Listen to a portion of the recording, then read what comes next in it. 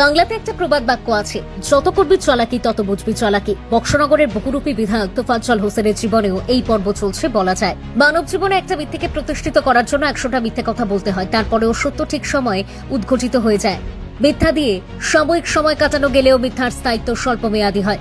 বুধবার সকাল 8 কোটিকার সময় রাজ্যের মুখ্যমন্ত্রী ডক্টর মানিক সাহা এবং শাসক দলের রাজ্য সভাপতি তথা সাংসদ রাজীব ভট্টাচার্য বক্সনগরের দয়ালপাড়ার আসার কর্মসূচি নির্ধারিত ছিল। এই সফরের উদ্দেশ্য ছিল বারবার অভিযোগ ওঠা বিজেপি নেত্রী মহামায়া দেববর্মার বাড়ি ভাঙচুর করে পুড়িয়ে দেওয়া হয়েছে কিনা তা প্রত্যক্ষ করা। বাড়ি ভাঙচুর এবং আগুন দিয়ে পুড়িয়ে দেওয়ার অভিযোগ তুলেছে স্বয়ং বিধায়ক তোফাজ্জল হোসেন।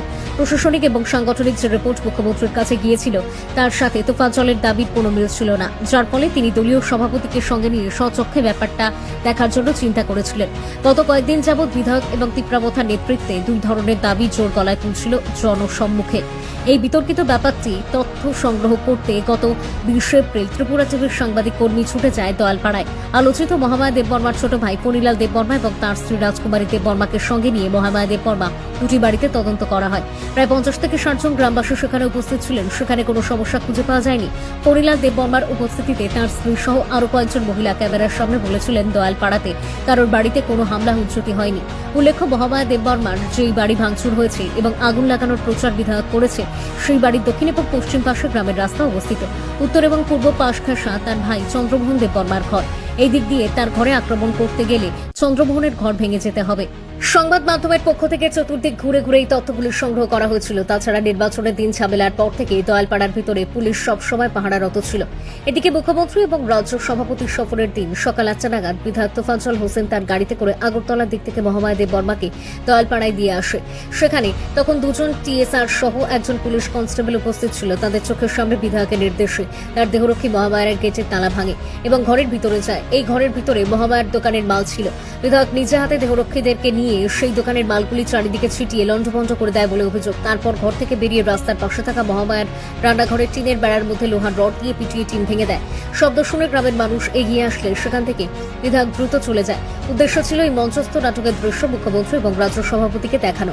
যদিও সেখানে আগুন লাগানোর নাটক করতে পারেনি বিধায়কের এই নাটক মঞ্চস্থের কথা ছড়িয়ে পড়ে চারিদিকে। গ্রামের শত শত মানুষ সেখানে জমায়েত হয়। প্রশাসনিক এবং সাংগঠনিক রাজ্যের শীর্ষ দুই কর্ণধারের কাছে প্রত্যাশিতভাবে খবর চলে যায়। রাজ্য সভাপতি তাৎক্ষণিকভাবে সফর বাতিল করে, কারণ বিধায়কের নেমন্তন্নে বক্সনগর এসে রাজ্য সভাপতিকে পূর্বে উল্লেখে গোবরে হতে হয়েছে।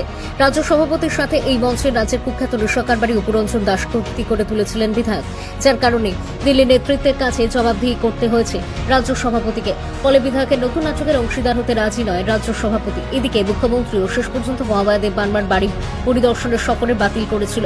দয়ালপাড়ার উপর দিয়ে বয়ে যাওয়া রাস্তা ধরে তিনি সোজা চলে যান বিজয়নগরে। তিপ্রাবথা আশ্রিত সন্ত্রাসবাদীদের দ্বারা আক্রান্ত হওয়া বিজেপি কর্মী অনিল দেববর্মা বাড়ি পরিদর্শন করেন মুখ্যমন্ত্রী।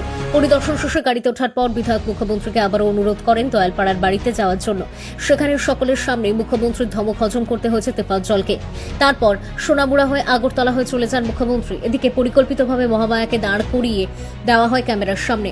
মহামায়া ক্যামেরার সামনে বলে, নির্বাচনের দিন থেকে 10 দিন পর্যন্ত জঙ্গলের ভিতর পলাতক থাকতে হয়েছে। 10 দিন পর বিধায়কের হাত ধরে বাড়িতে এসে সে দেখতে পায় তার ঘর থেকে 3,10,000 টাকা এবং 10 কোটি স্বর্ণালংকার নিয়ে গেছে দুষ্কৃতিকারীরা। ঘরের ভেতরে থাকা সম্পদ লুটপাট এবং ভাঙচুর করা হয়েছে। তার পুত্রবধূ এবং নাতি কোথায় আছে সে জানে না। স্বাভাবিক কারণে প্রশ্ন উঠছে, 10 দিন জঙ্গলে থাকা একজন মহিলা এত সাবলীলভাবে ক্যামেরার সামনে কথা বলেন কিভাবে? সে 10 দিন জঙ্গলে থাকার পর মুখ্যমন্ত্রীর সফরের দিন ভোরের বেলা কিভাবে বিধায়কের সাথে যোগাযোগ হয়েছে? 10 দিন জঙ্গলের ভিতর সে কোথায় নাওয়া খাওয়া করেছে?